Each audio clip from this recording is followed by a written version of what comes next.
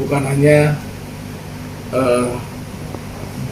kakek saya, tapi kita semua adalah sama satu terah Indonesia yang air hayatnya ada di dalam situ.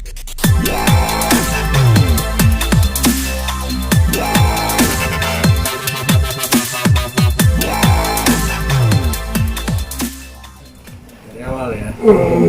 Singkat ceritanya aja sih, lagu ini itu memang saya buat ya sama Mas Nanda, sama Dimas, sama Wima ya. Waktu itu kalau nggak salah udah 3 November. tanggal 3 November ya? 3 November 2020 pembuatan nada dan lirik. Terus singkat cerita, waktu masuk bulan Agustus ini Mas Nanda bilang kan kita punya lagu yang bertemakan kebangsaan, asik juga tuh dirilis buat bulan Agustus untuk kemerdekaan 17 Agustus tahun ini. Prihatin. Iya. Situasi. Iya. Dalam situasi juga kayak gini gitu, kita sanggup nggak ya? Kita kayaknya nggak bisa, ada PPKM, ada apa, kita mau ambil gimana? Tapi berjalannya waktu, saya buat arrange lagunya dulu sama Iki, ternyata jadi dan dicoba vokal guide sama Mas Nanda Persada ini, vokal guide-nya. Terus saya bukan penyanyi padahal. iya, padahal Mas Nanda bukan penyanyi. Sekarang mau cari vokalis. Lebih daripada penyanyi. Terus saya cari beberapa vokalis juga, sempat nyoba-nyoba juga. Kita coba untuk menyanyikan lagu ini.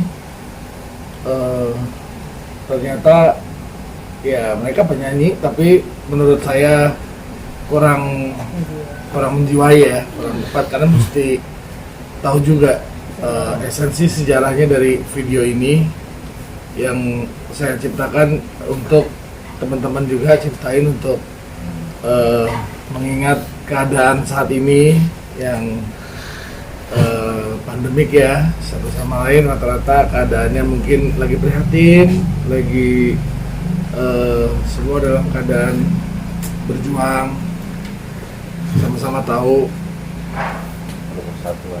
kita justru itu apa yang harus kita hadapin, berarti kita perlu bersatu, kita harus saling mendukung, bukan saling terpecah.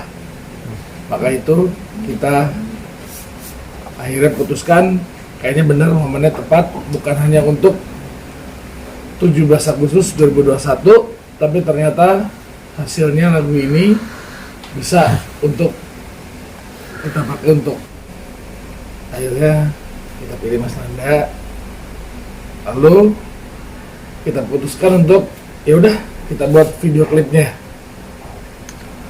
Video klip dan lagu ini saya ajak teman-teman yang terlibat untuk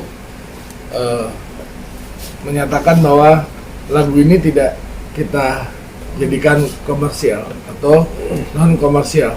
Kita persembahkan hanya sumbangsih dari kita dan teman-teman untuk bangsa Indonesia, untuk kita semua.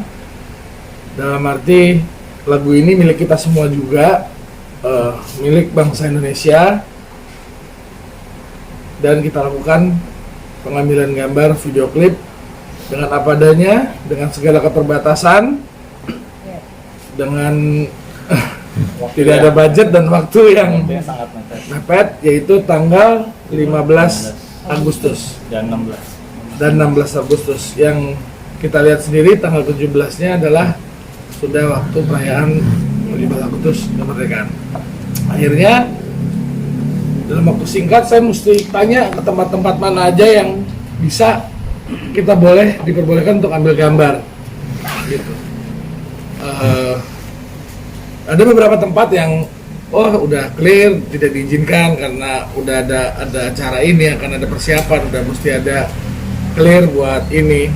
Tapi alhamdulillah atas izin Allah kita diberikan kemudahan, dibantu sama lokasi-lokasi itu, termasuk Universitas Bung Karno, termasuk Gelora Bung Karno, Monas, dan apa namanya, Museum Satria Mandala dan DPR, MPR, DPD RI. Nah, kenapa bisa di situ? Saya sendiri sejujurnya dan teman-teman juga nggak tahu ya. Iya. Berjalan begitu aja seperti diarahkan sama yang berkuasa, dipermudah, dan memang kita lihat juga, mengerti juga DPR tanggal 16 kita syuting, udah sedang ada gladi resik untuk acara 17 Agustus. Ada gladi resik, berarti ada presiden, sedang gladi resik dan lain-lain. Kita juga harus menunggu. Akhirnya juga mendapatkan kesempatan. Saya berterima kasih untuk yang mengizinkan kita ngambil gambar, ngambil syuting di situ. Begitu juga GBK yang kita tahu sendiri, teman-teman tahu juga bahwa lapangan GBK itu sedang dalam apa ya, perbaikan dan lain sebagainya. Tapi karena mereka semua juga tahu ini adalah lagu untuk yang tadi saya cerita, untuk kepentingan bersama, saling mengingatkan, akhirnya kita diizinkan untuk pengambilan gambar. Saya berterima kasih juga, teman-teman kita semua berterima kasih untuk Gelora Bung Karno, Pak Adi sebagai direktur utamanya ya. Saya berterima kasih telah diizinkan. Begitu juga kenapa saya ngambil gambar di Universitas Bung Karno, karena ada patungnya Bung Karno ya. Tapi nggak kalah penting, saya memang nggak tahu kenapa diarahkan ke Museum Satria Mandala. Di Museum Satria Mandala itu banyak yang bertanya, teman-teman artis juga semua bertanya. Sampai teman-teman semua juga bertanya, kenapa Mas Didi kok ke Museum Satria Mandala? Saya pun nggak tahu, kita berjalan begitu aja ya. Tapi saya harus cerita jujur, mungkin ini maunya Allah ya, untuk kita mengambil gambar di situ ternyata. Dan Mas Nanda juga kenapa terlihat ada adegan dia bersimpuh. Jadi disitulah Satria Mandala yang sejarahnya adalah itu Wisma Yaso. Wisma Yaso itu adalah bagi saya tempat yang sakral. Kenapa sakral? Karena disitulah presiden pertama kita, proklamator kita, bisa dibilang bapak bangsa kita semua, bapak kita semua, bukan hanya kakek saya, tapi kita semua adalah sama satu terah Indonesia yang air hayatnya ada di dalam situ, di Wisma Yaso atau Museum Satria Mandala, yang menurut saya dia dibunuh di situ. Gitu. Makanya saya ambil gambar di situ dan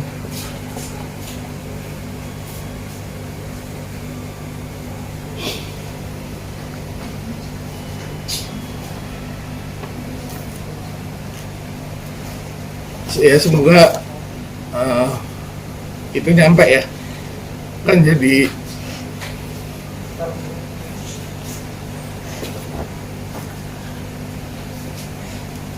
sejarah buat kita semua supaya tahu seluruh rakyat Indonesia.